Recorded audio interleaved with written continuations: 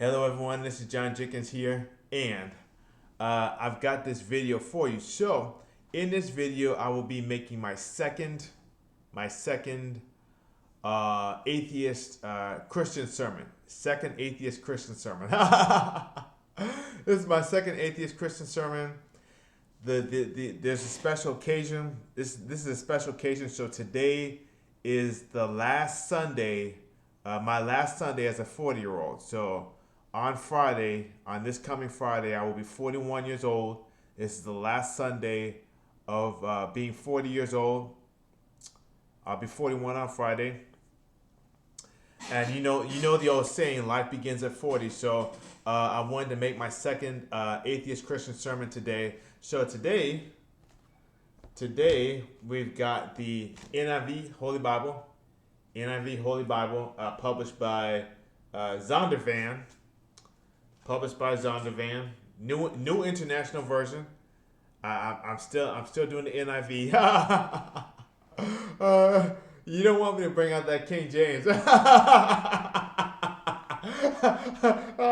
I'll bring about the apocalypse if you haven't bringing out that King James.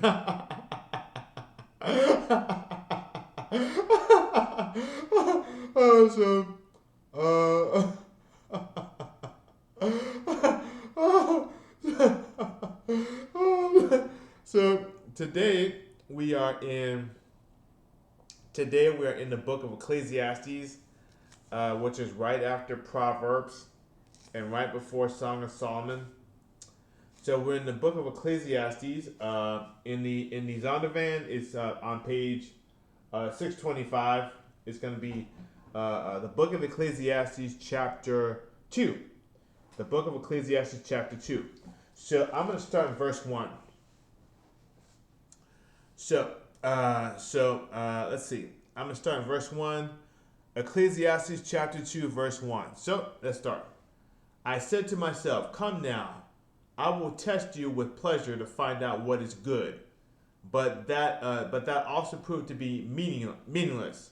Laughter, I said, is madness. And what does pleasure accomplish? I tried cheering myself with wine, with embracing folly, my mind still guiding me with wisdom.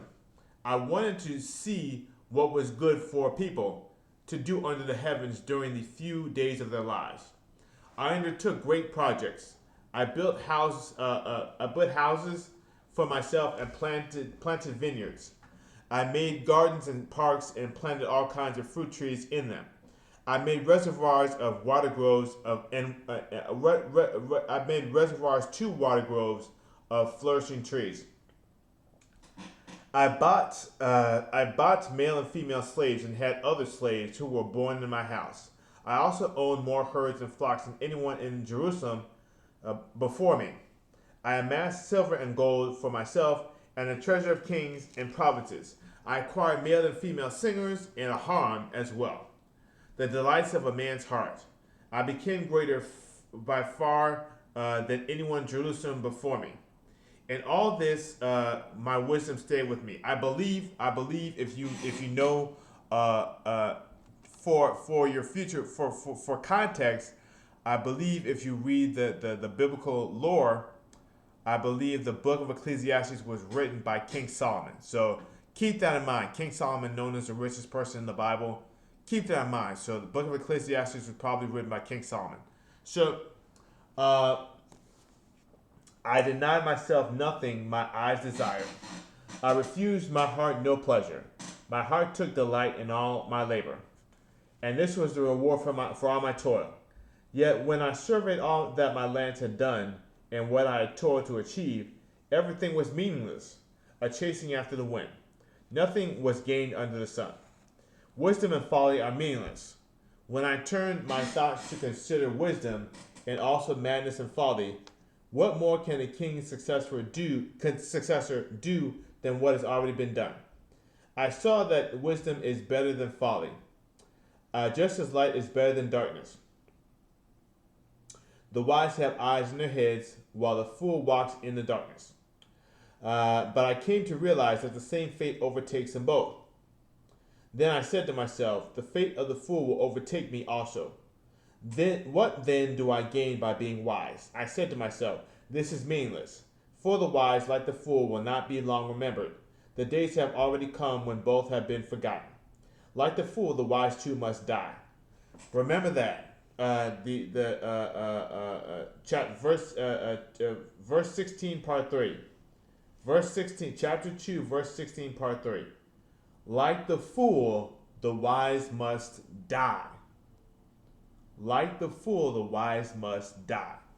So, verse 17. So I hated life because the work that is done under the sun was grievous to me. All of it is meaningless, a chasing after the wind. I hated all the things I had toiled for under the sun because I must leave them to the one who comes after me. And who knows whether that person will be wise or foolish. Yet they will have control over all the fruit of my toil into which I have poured my effort and skill under the sun. This too is meaningless. So my heart began to despair over all my toilsome labor under the sun. For a person who may labor with wisdom, knowledge, and skill, and then they must leave all they own to another who has not toiled for it, this too is meaningless, and a great misfortune. What do people get for all the toil and anxious striving with which they labor under the sun? All their days, their work is grief and pain. Even at night, their minds do not rest. This too is meaningless. A person can do nothing better than to eat and drink and find satisfaction in their own toil. This too I see is from the hand of God. For without him, who can eat or find enjoyment? To the person who pleases him, this is important, verse 26. To the person who pleases him, God gives wisdom, knowledge, and happiness. But to the sinner, he gives the task of gathering and storing up wealth to hand it over to the one who pleases God. This too is meaningless, a chasing after the wind. So not only does so basically in the book of Ecclesiastes you'll see two things. So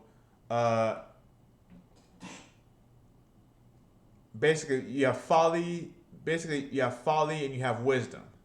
Yeah, folly is considered bad, wisdom is considered good. In the book of Ecclesiastes, King Solomon is saying that both are meaningless. And then it has wealth and poverty at the same time. It has wealth and poverty, which are indirectly linked to wisdom and folly. So it has wealth and poverty, and it says that both wealth and poverty are meaningless. So if you read verse 26, even the fact, if you read verse 26, and this is something that I came into as an atheist. This is something that I ran into over and over as an atheist. If you read verse 26 of chapter 2 of Ecclesiastes, even the pleasing of God is considered meaningless in the eyes of King Solomon. Even the pleasing of God is considered meaningless.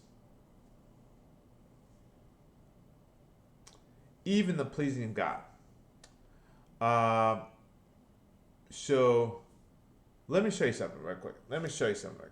So why don't I go on ahead and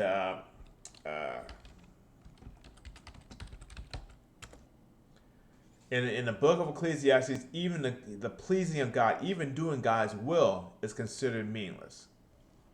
So let me go ahead and change this screen right quick.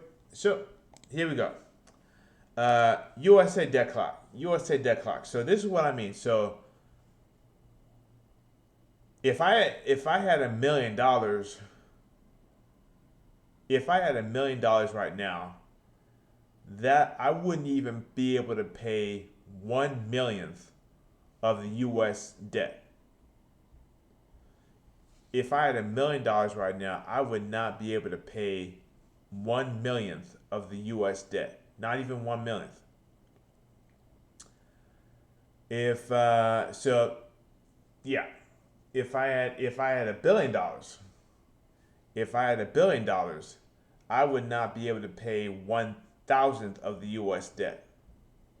If I had $1 billion, and that's assuming that I gave 100% of it to the government. So if I had $1 billion, I would not be able to pay 1,000th of the U.S. debt. Not even a 10,000th. So,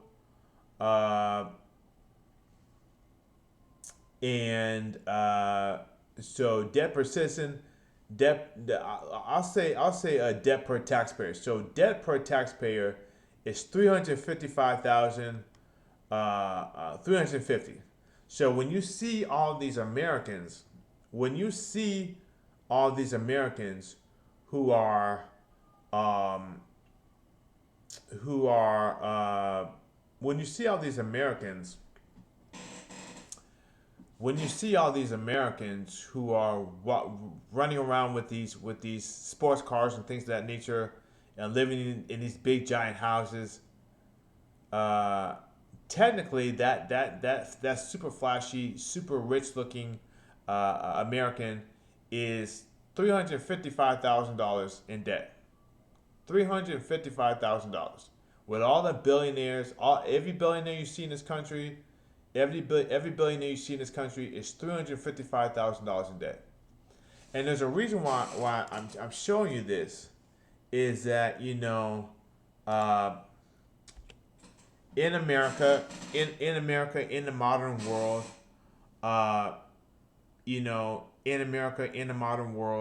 having a lot of fiat currency, having a lot of paper money means that you're successful.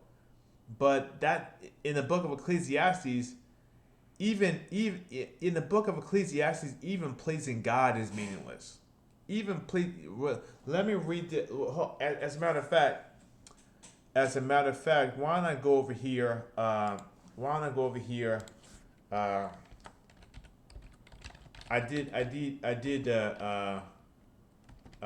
did want to.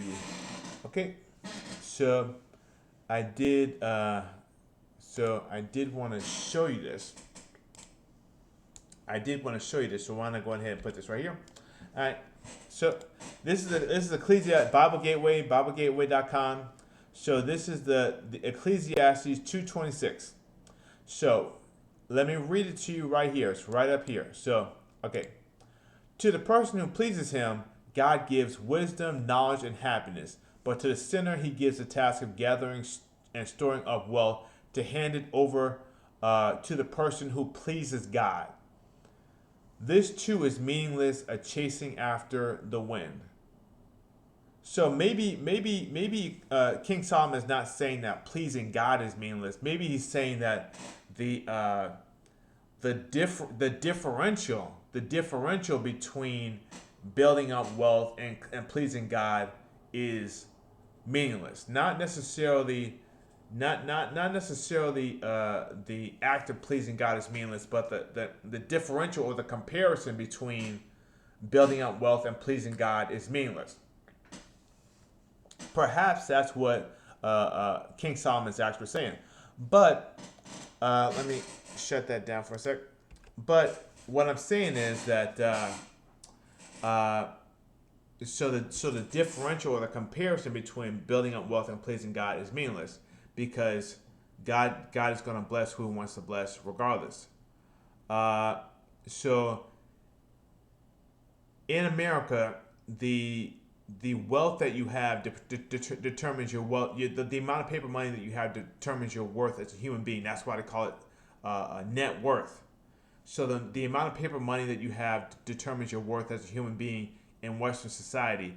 But like I said before, if you need to go into debt, if you need to have a negative 355,000 net worth just to make $1 million, well, you don't have $1 million. You have negative 355,000. If America is the most indebted country in world history, we're the richest country in world history, and we're also the most indebted country in world history. Wealth does not happen in a vacuum. wealth does not happen in a vacuum. If you're digging resources out of the ground and using it to build something, well, those resources can't easily be replaced. If they could, then they wouldn't be valuable. When you're digging resources out of the ground and using them to sell, to build products to sell them, those resources can't be easily replaced, because if they could, they wouldn't be valuable. If you're digging stuff out of the ground and then stacking it on top of the ground, that can't easily be replaced, because if it could, it wouldn't be valuable. No wealth exists in a vacuum. If it were possible to build unlimited wealth without using up the Earth's finite resources, then every single person on the planet would be wealthy. There would be no competition. There would be no rich or poor people. Everyone would be a billionaire if all of Earth's resources were unlimited and unmalleable. So if the richest country on the planet can't be rich without having the largest debt load in world history. Look at Japan. Japan is considered the good country because they have technology, robots, stuff like that. But Japan has the highest debt to GDP ratio in the world.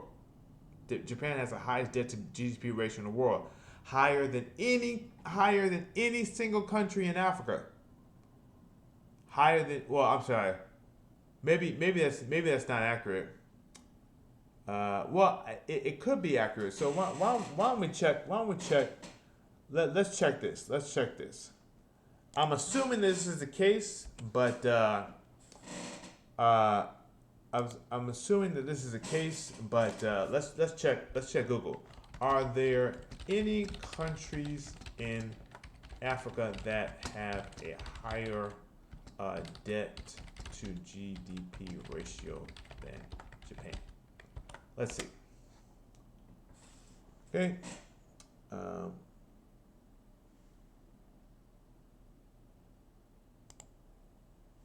No, that's not what I wanted. So, based on 2026,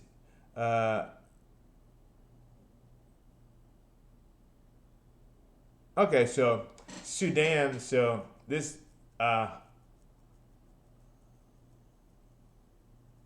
okay, so basically, this is saying that that Sudan is the only country in that. So basically, there's only one country in all of Africa, and that's the war torn region of Sudan, which recently separated into Sudan and South Sudan. So basically, it's just the war torn region of Sudan that has a higher debt to GDP ratio than Japan. So there's only one. There's the nation of Japan is considered the good country because they've got this technology. But there's only one country in all of Africa that has a higher debt to GDP ratio than Japan, as of today. So what is the point of having all this money what's the point of having $1 million, $1 billion, or $1 trillion if you need to go into debt $3 or $4 or $5 for every dollar that you earn? That doesn't make any sense. So wealth does not exist in a vacuum. Nothing exists in a vacuum. Even doing God's will does not exist in a vacuum. Yeah, so that's all I wanted to say for this atheist Christian sermon. That's all I wanted to say for this atheist Christian sermon. This is the last Sunday as a 40-year-old, and I'm going to go ahead and publish this on my YouTube channel as my second atheist Christian sermon. Yeah, so that's all I wanted to say. Have a great day, and goodbye.